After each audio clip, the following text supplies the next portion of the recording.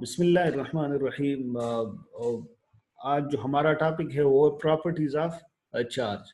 लेकिन सबसे पहले हम ये जानेंगे कि चार्ज क्या है। तो electric charge is the physical property of matter that causes it to experience a force when placed in an electromagnetic field। यानी जब भी हम एक चार्ज बॉडी को इलेक्ट्रोमैग्नेटिक फील्ड में रखते हैं या इलेक्ट्रिक फील्ड में रखते हैं, मैग्नेटिक फील्ड में रखते हैं, तो उस पर फोर्स लगेगा। और आपको ये भी पता है कि हमारे पास two types of electric charges है, namely positive charge and negative charge. यानी एक बॉडी पे या तो पॉजिटिव चार्ज होगा या नेगेटिव चार्ज होगा। आम हालत में एक बॉडी न्यूट्रल होती है। न्यूट्रल क्यों होती है? क्योंकि उसमें नंबर ऑफ पॉजिटिव चार्जेस बराबर होते हैं नंबर ऑफ नेगेटिव चार्जेस। लेकिन उस पर चार्ज कब आता है? जब एक बॉडी इलेक्ट्रॉन को क्या करते हैं, गेन करते हैं या लूज करते हैं। तो जब एक बॉडी इलेक्ट्रॉन्स को गेन करते हैं तो उस पर मतलब नेगेटिव चार्ज आएगा, और जब लूज करेंगे तो उस पर पॉजिटिव चार्ज आएंगे। तो हमारे पास यानी जिन बॉडीज पे चार्ज नहीं होता तो उसको हम एज्यूम करते हैं कि ये क्या है, न्यूट्रल चार्ज बॉडीज है। तो हमारे पास चार्ज को हम डिनोट करते हैं क्यू से, और इसका जो स्टैंडर्ड यूनिट है वो है कूलम। मैथमेटिकली चार्ज जो है the number of electrons multiplied by the charge on one electron, यानी Q is equal to NE। तो हमारे पास जो चार्ज होता है, ठीक है, Q हमारे पास चार्ज है, N नंबर ऑफ इलेक्ट्रॉन्स है, और E जो है N है नंबर ऑफ इलेक्ट्रॉन, मतलब नंबर्स है 1 2 3 4 5 6 7, ये नंबर है। और E क्या है? ये चार्ज ऑन वन इलेक्ट्रॉन है। एंड यू नो दैट के charge on one electron 1.9 multiply by 10 power minus 19 coulomb, तकरीबन एक इलेक्ट्रॉन पे या प्रोटॉन पे इतना चार्ज होता है। अब आते हैं, ये जो इलेक्ट्रिक चार्ज है ये फंडामेंटल प्रॉपर्टी है of a particle, just like mass length. जिस तरह एक पार्टिकल की ये प्रॉपर्टी, उसका मास होता है, लेंथ होता है, इसी तरह ये भी एक फंडामेंटल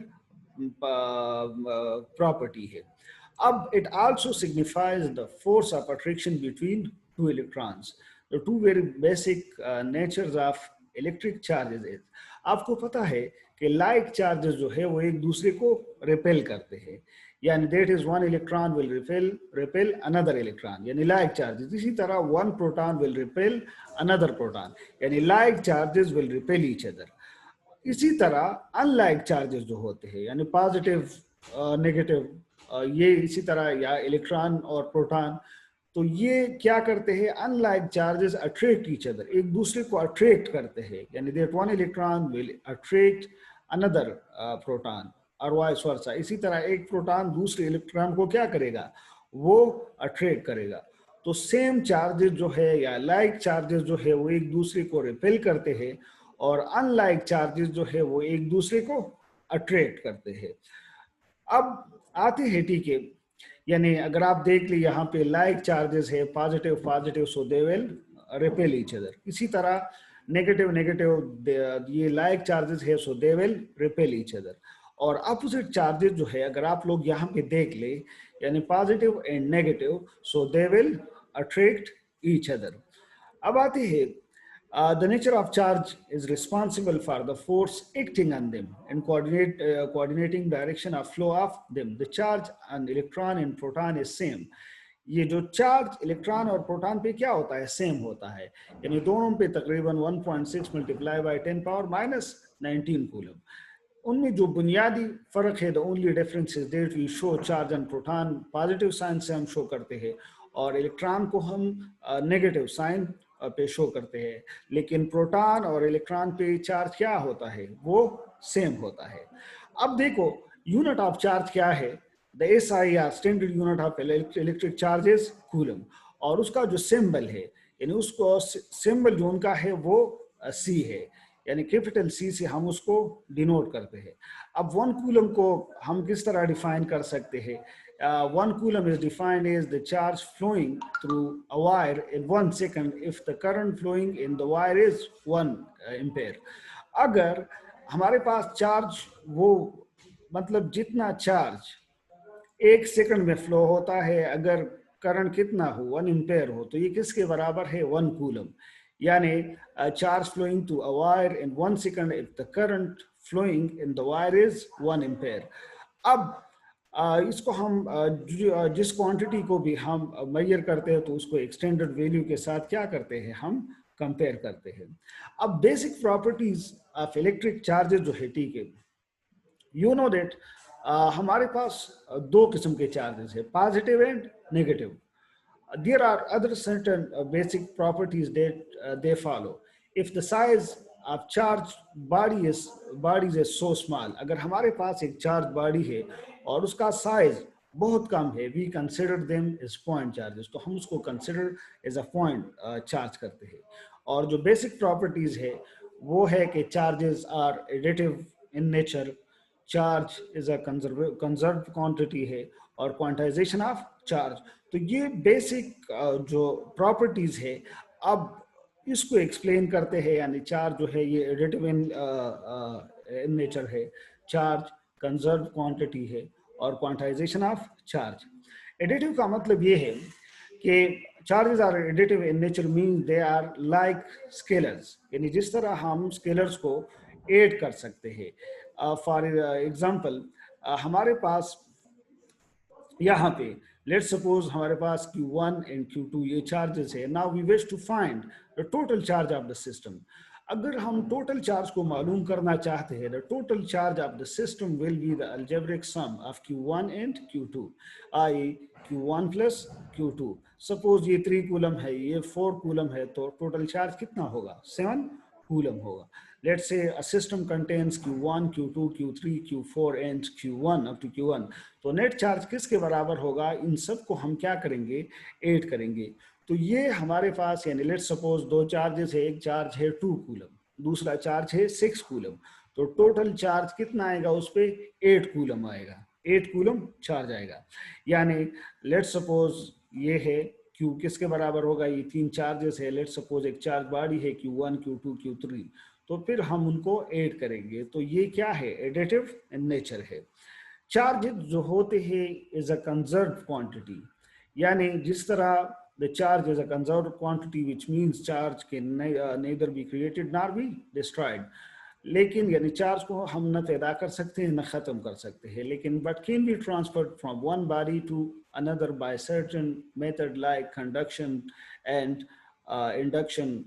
लेकिन हम उसको एक बॉडी से दूसरे में क्या कर सकते हैं, ट्रांसफर कर सकते हैं। यू नो दैट कि जब हम एक बॉडी से दूसरे में चार्ज ट्रांसफर करना चाहते हैं तो मुख्तलिफ तरीक़ों से कर सकते हैं। Charging involves rubbing two bodies, it is actually a transfer of electrons from one body to another.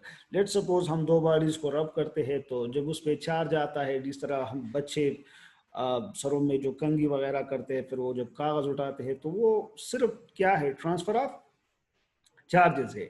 यहाँ पे हम चार्ज पैदा नहीं करते, लेकिन उसको ट्रांसफर करते हैं एक दूसरे बॉडी में। अब हमारे पास in a system in charges are distributed accordingly by the principle of conservation that net charge of the system remains constant. अगर आप देख ले, लेट्स सपोज एक जगह पे 3 कूलम है प्लस 4 7 कूलम है, तो बाद में भी अगर आप देख लोगे तो चार्ज उतना ही रहेगा।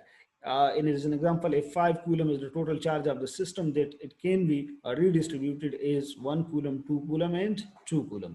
The charge of the system will always be 5 coulomb.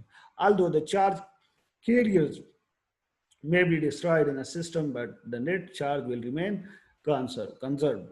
यानी हम सिर्फ चार्ज कैरियर को तब्दील कर सकते हैं, लेकिन जो टोटल चार्ज होता है वो क्या होगा, कंजर्व होगा। Sometimes, for example, sometimes a neutrino decays to give 1 electron and 1 proton by default in nature। यानी जब न्यूट्रिनो डिके होता है तो वो 1 इलेक्ट्रॉन देता है और 1 प्रोटॉन, तो the net charge of the system will B 0 as electrons and protons of the same magnitude and opposite signs। क्योंकि वो जब एक इलेक्ट्रॉन पैदा होता है दूसरे प्रोटॉन, तो इलेक्ट्रॉन पे नेगेटिव चार्ज होता है, प्रोटॉन पे पॉजिटिव, तो फिर भी नेट चार्ज क्या आएगा, 0 आएगा। ठीक है, तो then the net charge of the system before the creation of electron and proton, that is 0, equals to a net charge of the system after the creation of electron and proton। यानी पहले भी net charge 0 था, और अब जब electron और proton create हो गए हैं, पैदा हो गए, तो फिर भी हमारे पास नेट चार्ज क्या है, जीरो है। तो ये क्या है, ये this proves the conservation principle. अब देखिए, वो एक और प्रॉपर्टी है क्वांटाइजेशन ऑफ चार्ज।